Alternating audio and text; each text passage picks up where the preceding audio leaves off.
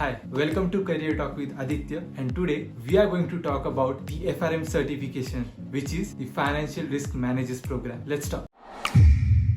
Recognized in every major market, FRM program is a leading certification for risk managers. FRM is offered by a US-based institute called as GARP, which is short for Global Association of Risk Professionals. FRM certified professionals are preferred by employers globally in roles such as market risk, credit risk, operational risk, enterprise risk, and similar roles. Now, talking about eligibility and requirement, anyone can register for FRM program. FRM certification is awarded to a candidate after passing two MCQ based rigorous examinations, FRM Part 1 and FRM Part 2, and also the candidate has to demonstrate 2 years of relevant work experience. Candidates must take FRM Part 1 before FRM Part 2. A candidate who has passed both the examinations are highly encouraged to earn at least 40 CPD, which is continuing professional development points, which are offered by GARP. Now, talking about exam structure, now FRM is a rigorous multiple choice question based examination which emphasizes on the tools used for measurement of financial risk. FRM Part 1 exam comprises of 100 MCQs, while FRM Part 2 exam comprises of 80 MCQs with 4 hours allotted to each exam. Now, please note that these are sequential exams, which means you have to pass Part 1 before your Part 2 being considered for evaluation. Now, here's the catch. You can actually appear for both exams in the same month, but your FRM Part 1 exam will be checked, evaluated, and only if you pass FRM Part 1 exam, your Part 2 exam will be considered for evaluation. Now, talking about FRM curriculum, FRM Part 1 consists of 4 testing areas.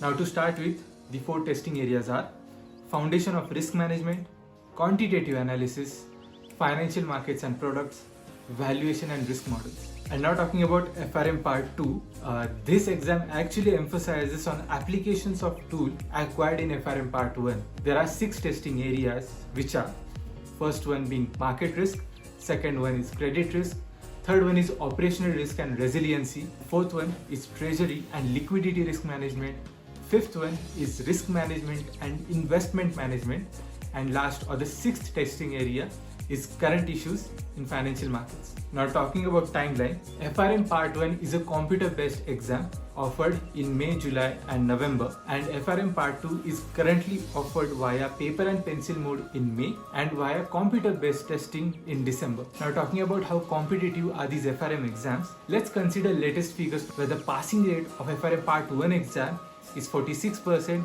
while that of FRM Part 2 exam is 58%. Now, on your screen, I have shared some stats from previous years to understand the trend of passing rate for FRM Part 1 and FRM Part 2 exams. Please feel free to go through the same. Now, talking about expenses, there are 2 types of fees which you have to pay.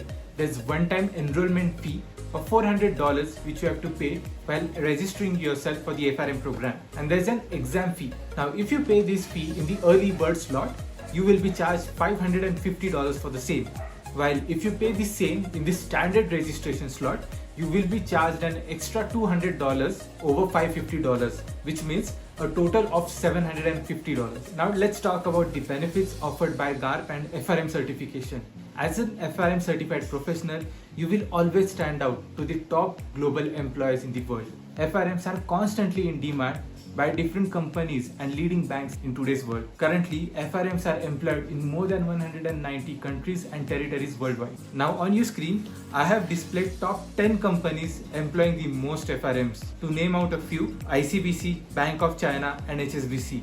I personally have worked in Deutsche Bank, which is currently on number 7, where I worked in the credit risk domain. And now, talking about top 10 global banks employing FRMs, to read out a few names: ICBC, China Construction Bank and Agricultural Bank of China. Please note, these are one of the largest banks in the world which are employing FRMs. Now, if you are someone who wants to pursue a career in risk management, I think FRM certification is the place to go. This certification will help you gain expertise over a range of different concepts in risk management and help you land your dream job in this domain. I hope that I have answered most of your questions. If you still have any queries or any feedback, feel free to use the comment section. If you like this video, don't forget to press the like button. If you haven't subscribed to the channel yet, please subscribe right now. Press on the bell icon so that you get notified every time I post a new video.